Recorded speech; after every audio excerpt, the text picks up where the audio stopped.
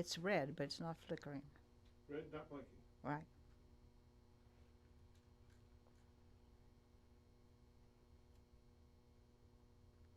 Test 1, 2, 3. You go. Yaman? Okay. Welcome to the All Saints Catholic Church. We are located in North Dallas, Texas, and we are live streaming from the All Saints Parish Resource Library, which was founded in 1979. So we've been here for a long time. And I wish you could be here presently, but because, of course, of the pandemic, we cannot have, people in the library itself. Among the several programs offered by the library, one of our favorites is this Night at the Library, which takes place on the third Sunday of the month. Many subjects have been covered, but the main series has been dealing with living the Catholic faith in different countries. Belize, the theme for tonight, is country number 55. That's how many we have covered. We hope you'll enjoy the presentation and learn about another Catholic world enclave with its own culture and way of celebrating our faith. So, living the Catholic faith is what we decided to do tonight. And at the end of the program, I'll let you know why I chose that particular country. There's a little story behind it.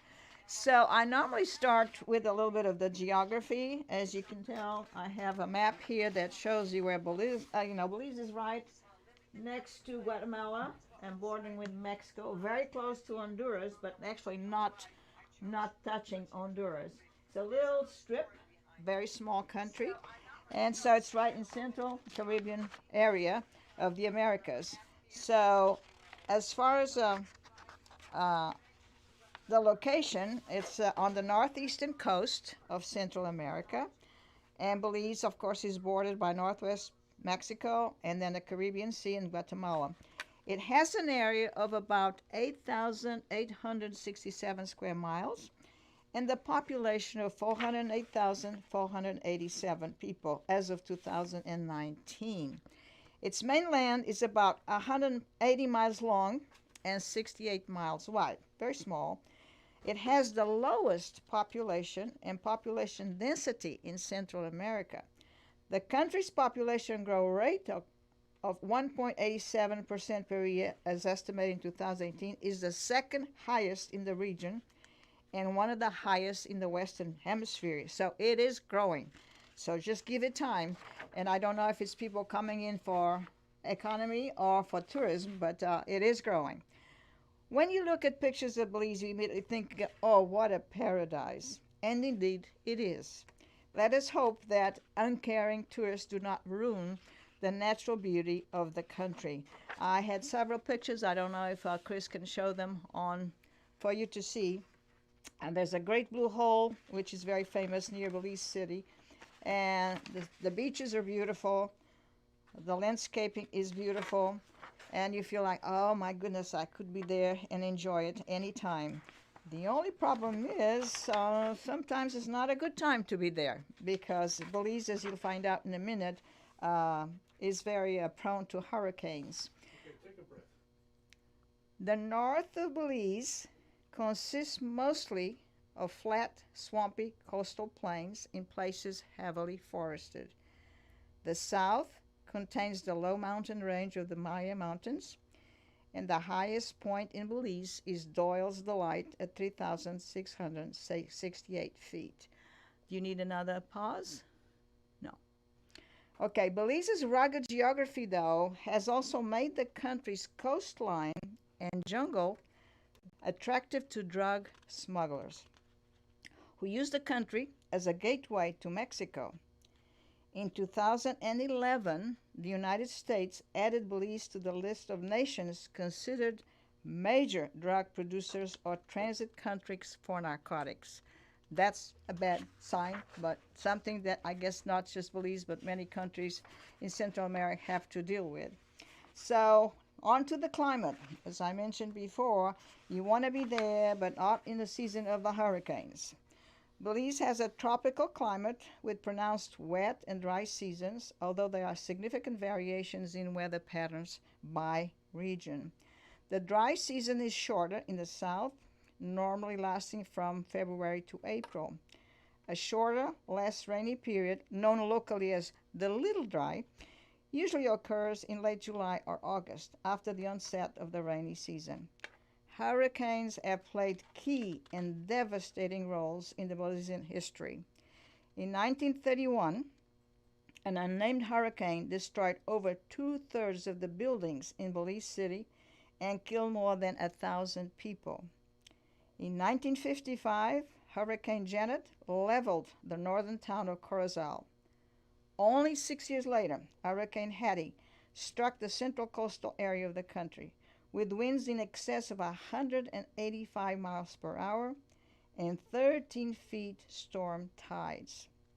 The devastation of the Belize City for the second time in 30 years prompted the relocation of the capital some 50 miles inland to the planned city of Belmopan. In 1978, another hurricane, Hurricane Greta, caused more than $25 million US dollars in damages along the southern coast. On the 9th of October 2001, Hurricane Iris made landfall at Monkey River Town as a 145 miles per hour Category 4 storm. The storm demolished most of the homes in the village and destroyed the banana crop. In 2007, Hurricane Dean made landfall as a Category 5 storm only 25 miles north of the Belize-Mexico border, and Dean caused extensive damage in northern Belize. In 2010, Belize was directly affected by the Category 2 Hurricane Richard, which made landfall approximately 20 miles southeast of Belize City on the 25th of October 2010. The storm moved inland towards Belmopan, causing estimated damage of $17.4 million, primarily from damage to crops and to housing. The most recent hurricane to affect the nation was Hurricane Nana in 2020, this year. So they keep coming.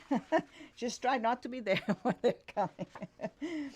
Let me tell you a little bit about the flora and the fauna of the country. While over 60% of Belize's land surface is covered by forest, some 20% of the country's land is covered by cultivated land, agriculture, and human settlements. Savanna, scrubland, and wetland constitute the remainder of Belize's land cover. Important mangrove ecosystems are also represented across Belize's landscape. As a part of the globally significant Mesoamerican biological corridor that stretches from southern Mexico to Panama, Belize's biodiversity, both marine and terrestrial, is very rich with abundant flora and fauna. Belize is also a leader in protecting biodiversity and natural resources. According to the World Database on Protected Areas, 37% of Belize's land territory falls under some form of official protection, giving Belize one of the most extensive systems of terrestrial protected areas in the Americas. By contrast, for example, Costa Rica only has 27% of its land territory protected. Around 13.6% of Belize's territorial waters, which contain the Belize Barrier Reef, are also protected. The Belize Barrier Reef is a UNESCO recognized World Heritage Site and is the second largest barrier reef in the world behind Australia's Great Barrier Reef. Beautiful place. And the animals are just gorgeous. Belizean jungles are home to the jaguar and many other mammals. Coxcomb Basin Wildlife Sanctuary was founded in 1990 as the first wilderness sanctuary for the jaguar and is regarded as the premier site for jaguar preservation in the world. No other country has that. It's a beautiful, beautiful animal. And the Scarlet Macaws are another native birds of Central and North and South America. Various bird sanctuaries exist in Belize, such as the Crooked Tree Wildlife Sanctuary. So if you're there, you have plenty of places to visit and to learn about the beauty of the country. A little bit of history so we can understand where we're coming from. I don't know if you can you show the flag of Belize? Not really? Because the flag of Belize is very important. It's blue in the center with two red bars at each end, and in the center is the coat of arms, and that's that's the one I'm going to focus on. It's a circle. It has two men holding wood-cutting tools and a shield with symbols of wood-cutting and the ship. And in the center of the shield, there's a mahogany tree. There is a motto, and the motto is Sub Umbra Florio, which means under the shade I flourish. The coat of arms, I believe, was adopted upon independence, and the current coat of arms is only slightly different from what we used to it. They were a British colony, of course. The Union Jack has been removed, and the mestizo woodcutter has replaced one of the figures on the original coat of arms. Mestizo means somebody born from both local native person. The circular border of the coat is formed by 25 leaves. Within the circle is a mahogany tree, in front of which is a shield. Within the shield are the tools of a woodcutter in the upper sections and a ship in the lower one. These are symbolic of the importance of mahogany in the 18th and 19th century Belizean economy.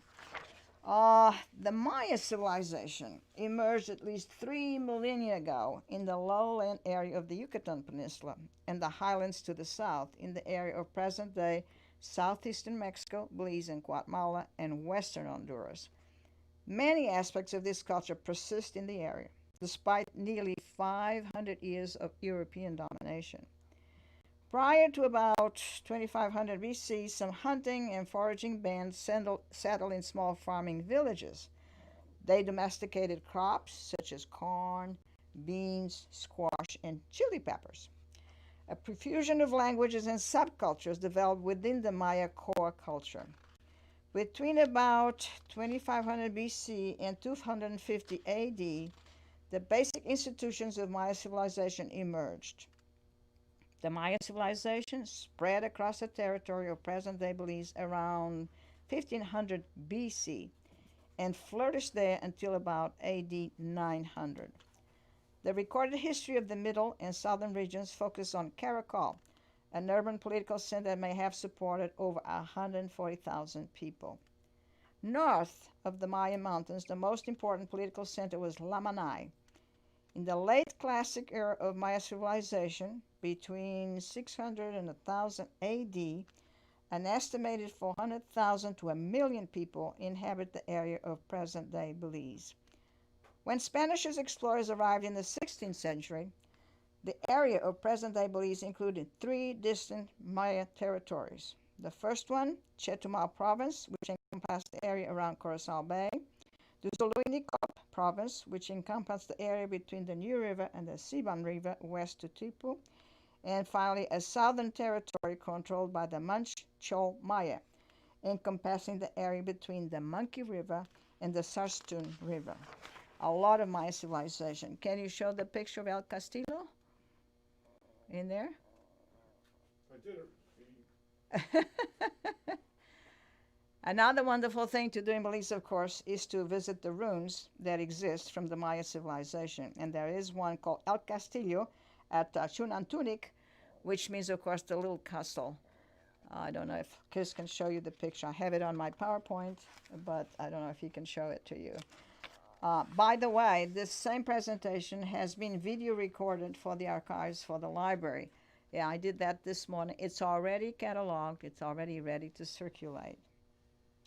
Spanish conquistadores explored the land and declared it part of the Spanish Empire, but failed to settle it because of its lack of resources and the hostile tribes of the Yucatan. English pirates sporadically visit the coast of what's now Belize, seeking a sheltered region from which they could attack Spanish ships and cut logwood trees. The first British permanent settlement was founded around 1716 in what became the Belize district, and during the 18th century established a system using black slaves to cut the logwood trees. This yielded a valuable fixing agent for clothing dyes and was one of the first ways to achieve a fast black color before the advent of artificial dyes.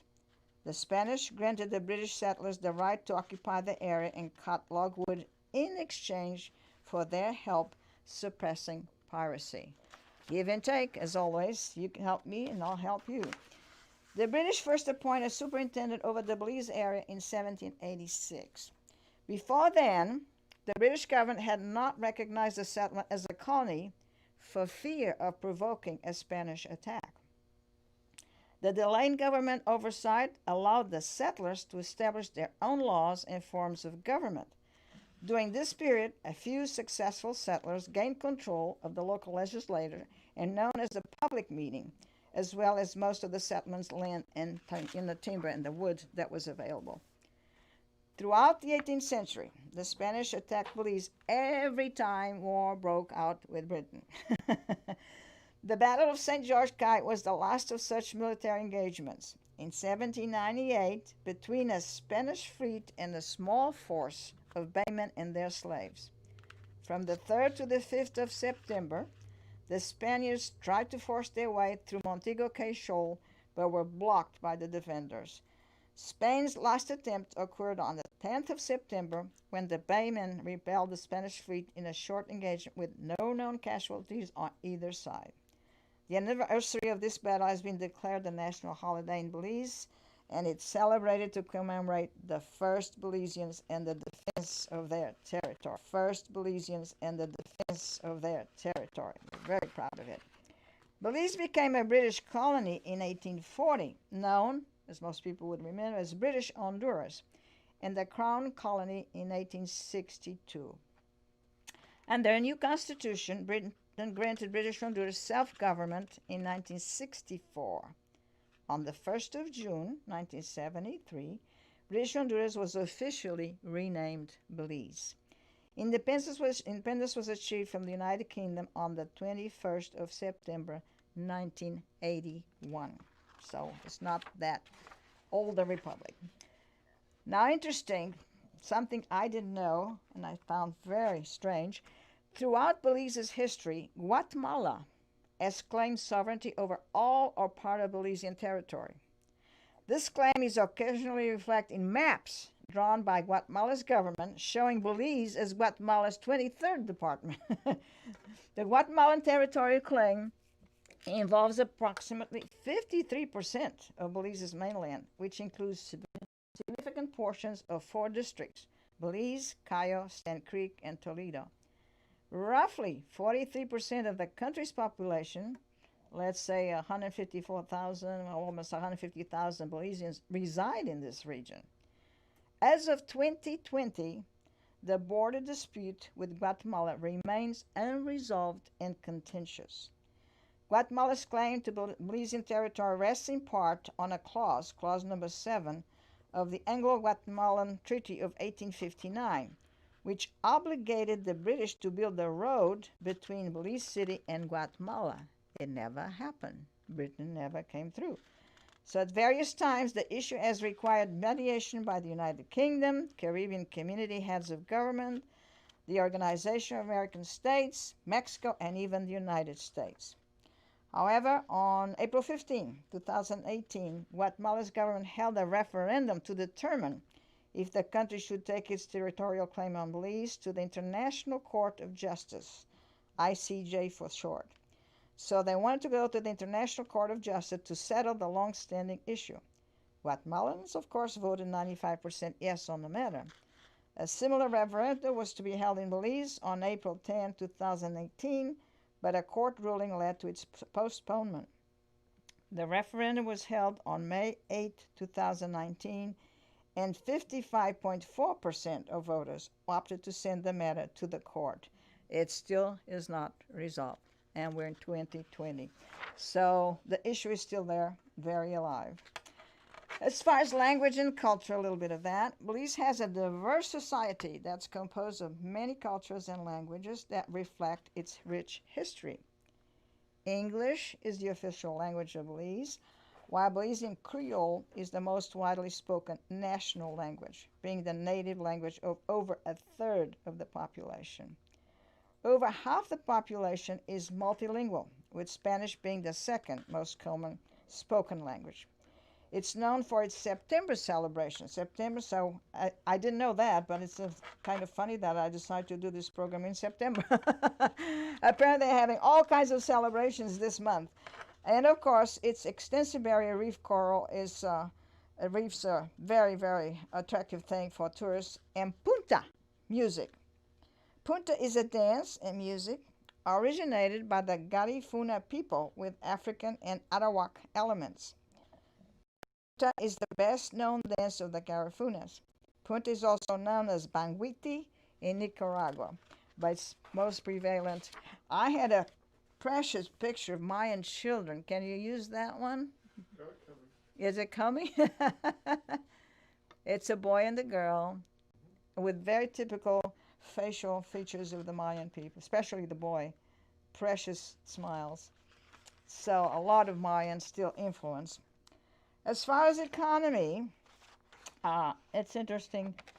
As a colony, Belize began to attract British. Among the British firms that dominated the colony in the late 19th century was the Belize Estate and Produce Company, which eventually acquired half of all privately held land and eventually eliminated peonage. So in other words, people just working the land for themselves.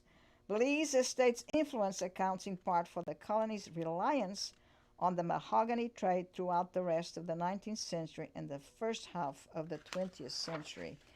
The Great Depression of the 1930s caused a near collapse of the colony's economy as British demand for timber just plummeted. The effects of widespread unemployment were worsened by the devastating hurricane that struck the colony in 1931. Perceptions of the government's relief effort as inadequate were aggravated by its refusal to legalize labor unions or introduce a minimum wage. Economic conditions improved during World War II as many Belizean men entered the armed forces or otherwise contributed to the war effort. So they were ready to help, but they felt they were left out. Following the war, the colony's economy stagnated. Britain's decision to devaluate the British Honduras dollar in 1949 worsened the economic conditions and led to the creation of the People's Committee, which demanded independence. The People's Committee's successor, the People's United Party, POP, P-U-P for short, cute acronym, the People's United Party sought constitutional reforms that expanded voting rights to all adults. The first election under universal suffrage was held in 1954 and was decisively won by the POP, beginning a 3-decade period in which the POP dominated the country's politics.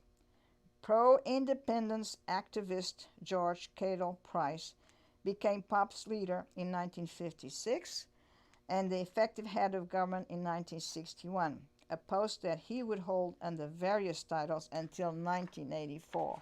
And I had a picture of him. Do you have a picture of him? Okay. That's George Cadell Price. So he had a lot to do with the independence of the country.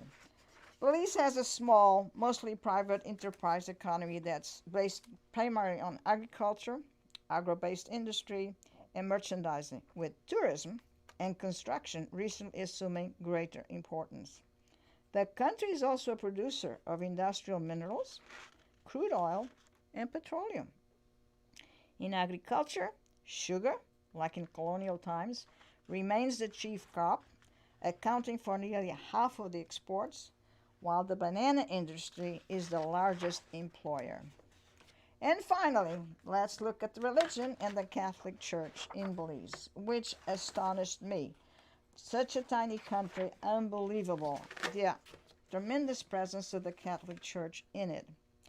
Historians distinguish at least 3 periods in the history of the Catholic Church in Belize. The first period saw missionaries accompany Spanish conquistadors among the Mayas in western Belize from 1524 until 1707, when such activity drew to a close.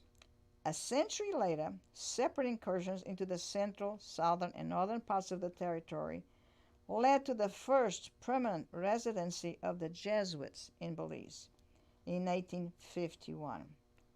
This marks the beginning of the second period, which saw the rapid spread of mission churches throughout Belize.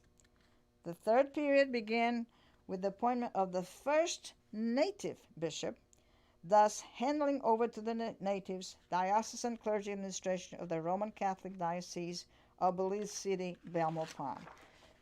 Maya rebellions were frequent since the system of reducciones, meaning gathering the scattered Maya into Spanish-controlled village, meant paying taxes and loss of freedom. The South witnessed the only recorded martyrdom of missionaries in Belize. In 1684, at Paliac, Rio Grande, Toledo, 3 Franciscans and some Spaniards were martyred, presumably as a sacrificial offering following the Maya method of ripping out the heart. I got no picture of that. No, I don't have a picture of that either. I don't want to see a picture of that. That's too gruesome. But it was usually the political rather than the Christianizing effort that provoked Maya resistance. Missionaries who resumed the evangelizing effort over 100 years later would attest to the remnants of Christian belief even among the Mayas. They thought maybe everything had been lost, but no, the Mayas still remember what they had learned from the Spaniards. A large migration of Garifuna people had come up the coast from Honduras in 1832 to what became Punta Gorda and Dangriga in the south of Belize. Their ancestry of African and Carib Indian mix traces back to St. Vincent. There they rebelled St. Vincent. There they rebelled against the British in 1797 and were expelled to the Roatan, from which they spread along the Honduran coast. By the 19th century, they were settling along the southern coastline of Belize. They had been catechized by Spanish priests while they were still in San Vicente, as evidenced in very makeshift beads and crosses to ward off evil and danger. So they found all kinds of things like that they were carrying and praying with. So obviously that was the influence of the catechization that they had received in St. Vincent. They would be sought after by the British as strong warriors and sturdy workers. But it was as good students and educators that they impacted Catholicism in Belize, with several priests and the first native bishop coming from their number. The Holy Family Sisters would come in 1898, specifically to minister to the Garifuna communities, and within a century, 45 Belizeans had joined these sisters. The interesting part is not just the work that all these societies did while in Belize, but how they attracted the natives, and they were very willing to join and become part of these societies. The third and largest migration to Belize followed the Caste War of Yucatan when Santa Cruz Maya drove out mestizos from the coast. Between 1847 and 1855, thousands of mestizos fled from Bacalar to Belize, enlarging Corozal and Orange Walk towns. By 1850, there were 7,000 Catholics in the territory, mostly Spanish and mestizo refugees of the Caste War in Yucatan.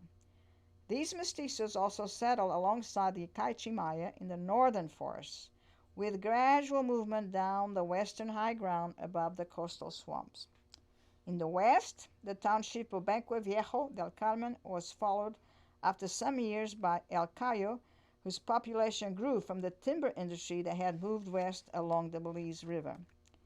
Missionary contacts with the Santa Cruz, the Caichi, and mestizos are mentioned in several of the letters and notices of the English province of Jesuits who would arrive in 1851. Jesuits had a lot to do with the Belizean Catholicism. They were responsible for establishing a permanent Catholic presence in Belize beginning in 1851. From then until 2015, 374 Jesuits worked in Belize, founding most of the parish and missions. They also founded Trinity Farm Retreat Center near Belize City. In 2015, they remained as pastors at St. Martin de Porres Parish in Belize City and at the largely Garifuna St. Peter Claver Parish in Punta Gorda, with its 30 Maya mission stations and schools. This is a small country, 30 mission stations and schools. In June 1885, Jesuit Henri Gillet began publication of The Angelus, a Catholic monthly periodical, written partly in English and partly in Spanish, intended to refute error and to give people correct information about Catholic affairs. The Angelus ceased publication in 1905. The current Catholic monthly, the Christian Herald, began publication in September 1979, and the Jesuit Father Mayer, who also initiated the diocesan radio and television apostolates. St. John's College, which would become one of the largest and most prestigious educational institutions in the country, was founded by Father Cassian Gillet in 1887 in quarters on the cathedral grounds. It moved to a spacious Loyal Park campus south of town in 1917, where it served as a boarding school for many who would become leaders in Belize and throughout Central America. The hurricane of 1931 destroyed the Loyola Park campus, taking the lives of 6 priests, 1 brother, and 4 scholastics. St. John's College then returned to the cathedral grounds until 1952, when it moved to a spacious campus northwest of town. It now has 20 buildings to accommodate its secondary and junior college divisions and an additional extension division in the town itself. Amazing. The Boy Scout movement in Belize was introduced by Brother Jake Jacoby in Holy Redeemer Parish during his long tenure in Belize. He was there from 1928 to 1957. In 1883, the Sisters of Mercy came to Belize and established a lasting presence. Since then, 156 of their number have worked in Belize. The Holy Family Sisters, an African-American congregation from New Orleans, arrived in 1898 to manage the small parochial school in Dangriga.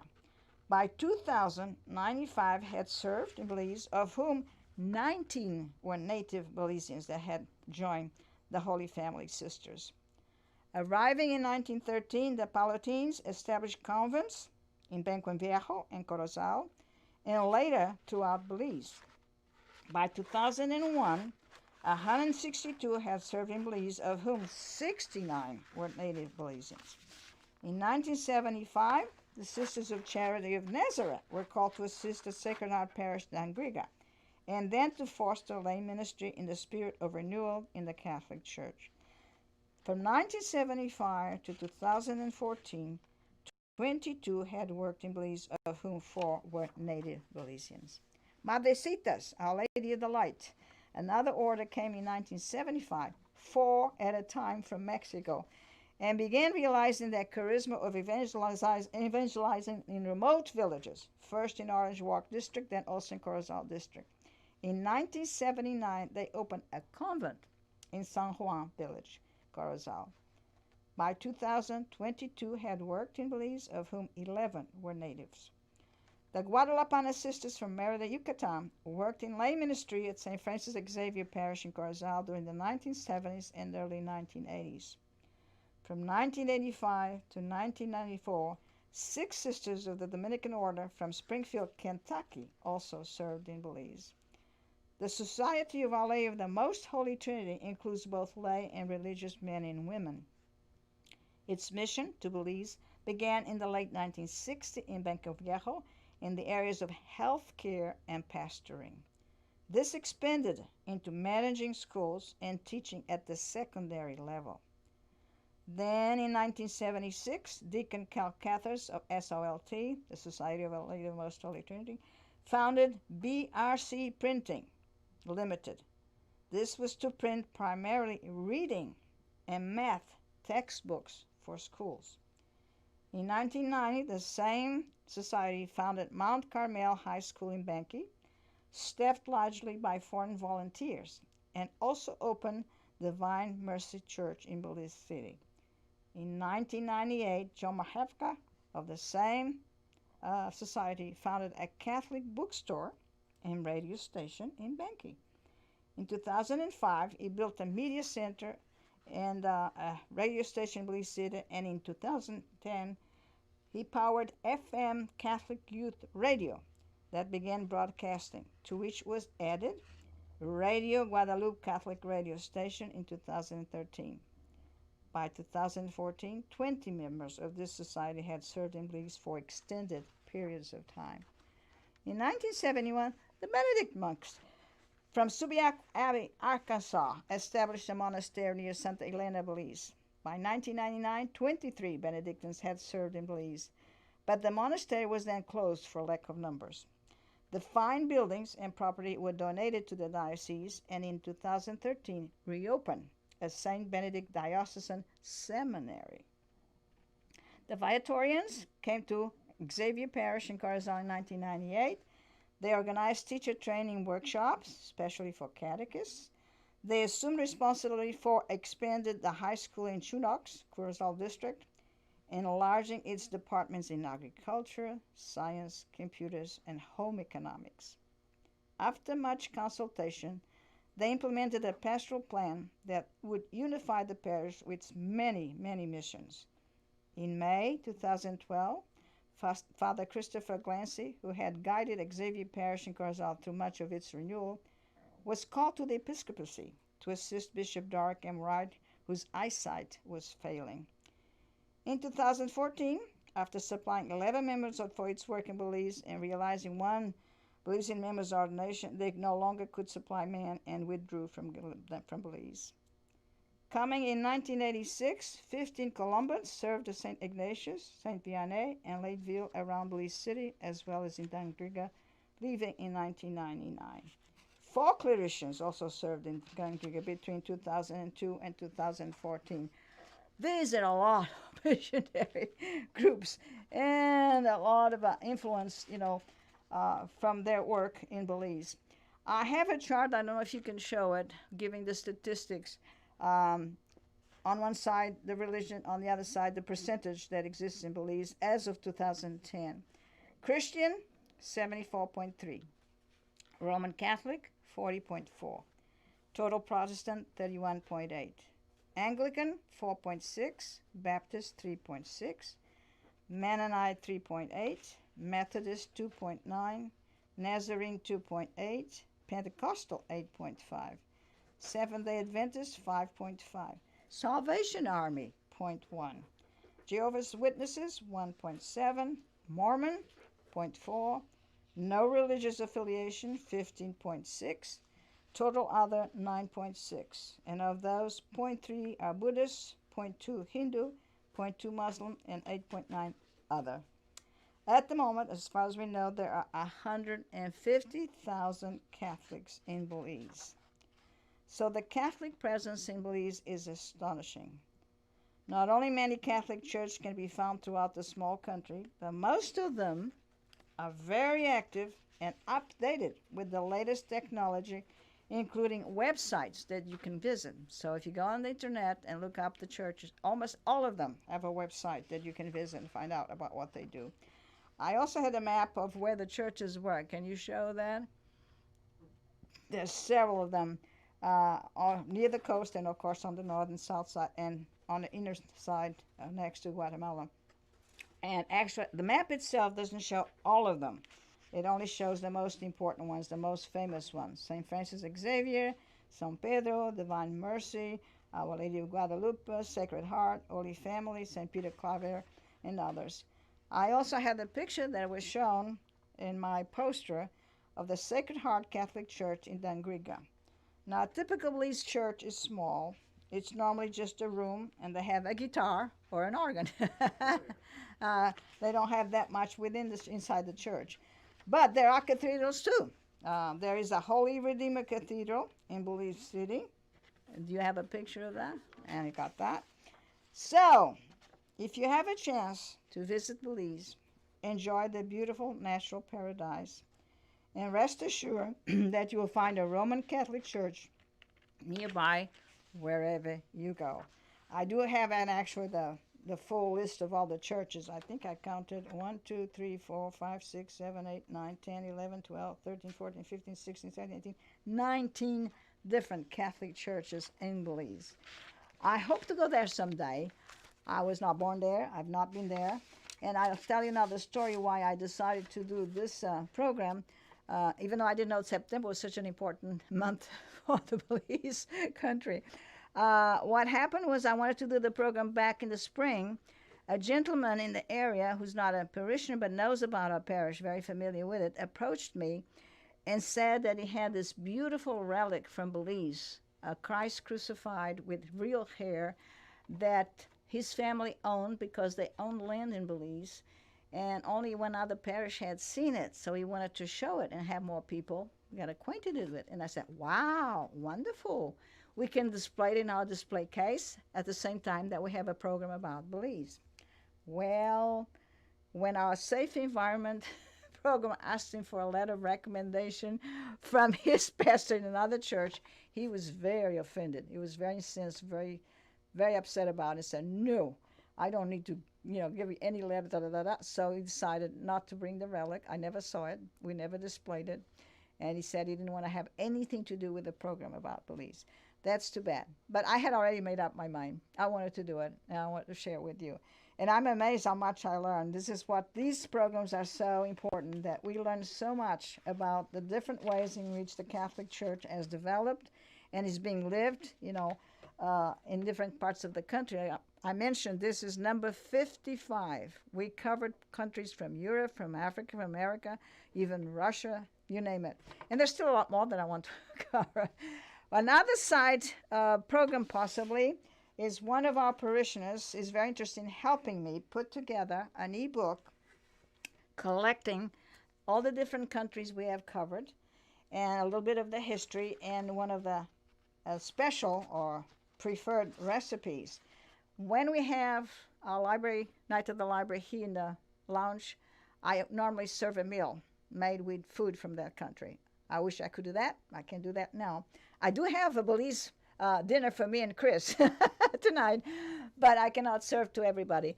But he thinks that it would be a good idea to have a book put together. And so we have one first page already done for Argentina because he's from Argentina. And it will probably be called Meals and Blessings, a journey around the world to know about traditional recipes and blessings over the food. So that's a side program that has come out as a result of our effort to get to know other countries and their way of living the Catholic faith.